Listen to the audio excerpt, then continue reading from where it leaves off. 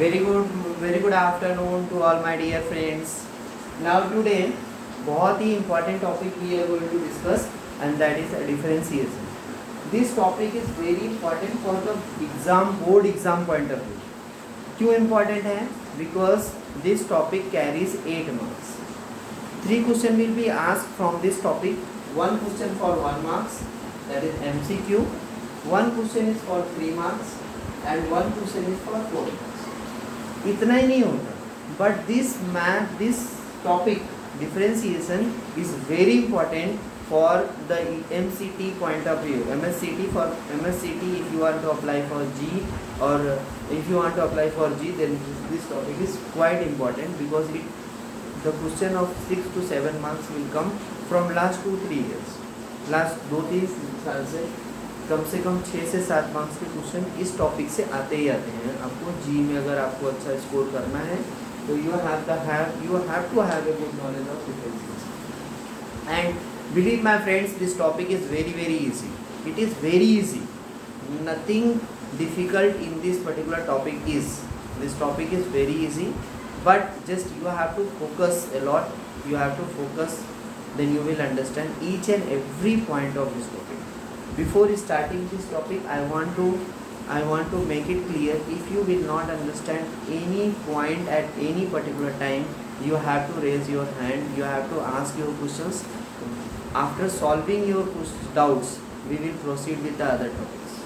Okay, so now let us start the differentiation. When I call this word differentiation, then some thoughts comes to my mind. What is the differentiation? What is this? So then differentiation, if I take this, then differentiation means dividing something. So dividing something means some bigger task we have, that if I want to complete the bigger task, I have to divide the bigger task in small groups. Okay, for example, suppose if I have in a school, so many classes are there from 1st to 10th standard. Every classes are there in the school. So how the school will manage all together? School will divide all the students. Suppose if 1000 student is there from one group, or let us consider 300 students is there in the 10th standard. Is it possible to sit all the students in a classroom? No. So what the management will do? Management will divide in the different groups. Okay, another example, suppose if I take a glass, if I take a glass, okay, in my hand, okay, if I release it, if I release it, or if I take a glass bottle in my hand, and if I release the glass bottle from my hand, what will happen? When the glass bottle will fall on the ground, glass bottle will divide in different pieces. That means a bigger glass bottle will divide into the smaller particles. Okay, so that means the glass bottle is a bigger object, and when the bigger object will divide into the smaller objects, that is nothing but this process is called differentiation. The process of dividing a bigger object into the smaller object is called differentiation. Another example I will take, so it will be very easy for you to understand. Differentiation means suppose if some sugar factory people want to make the sugar, how he can or how she can make he can make the sugar by using the sugar cane. He will collect from the farmer will give the sugar cane, then by doing the different process, okay, like cleaning it, dividing into small pieces, using the chemicals, then after having so many process, then they are able to prepare the sugar. So the preparation of sugar is a bigger task. How he is able to manage? By dividing into the small activities. So same way, when we are dividing a bigger task into the smaller task, that is nothing but it is called differentiating the work or dividing the work. Okay, so now let us understand why the differentiation, what is the meaning of differentiation. We have understood. Now we are going to understand why the differentiation. Now we have seen that in the last standard as well. We have seen that if I want to draw a graph, In a graph, we know that there is a two axis, one horizontal axis, one vertical axis. Horizontal axis and vertical axis is given a name as x axis and y axis. Okay, let us consider this as the x axis, this as the y axis. Okay, now this is origin. This is the, let us consider this point as the origin. If I take a curve on this, okay, in this particular curve, if I take the 2 point, let us consider this point as a P, this point as a Q. Okay, P has some value, P has x component as well as y component. So let us consider the x component of P is x and y component of P is y. And for Q, the x component is x plus h and y component is y plus h.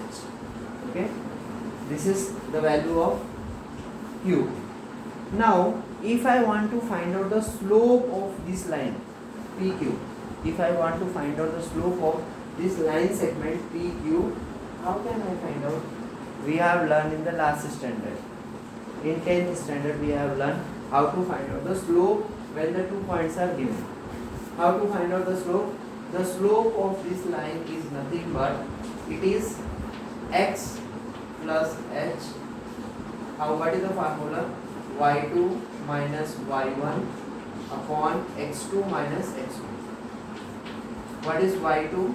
It is y plus h minus y upon x2.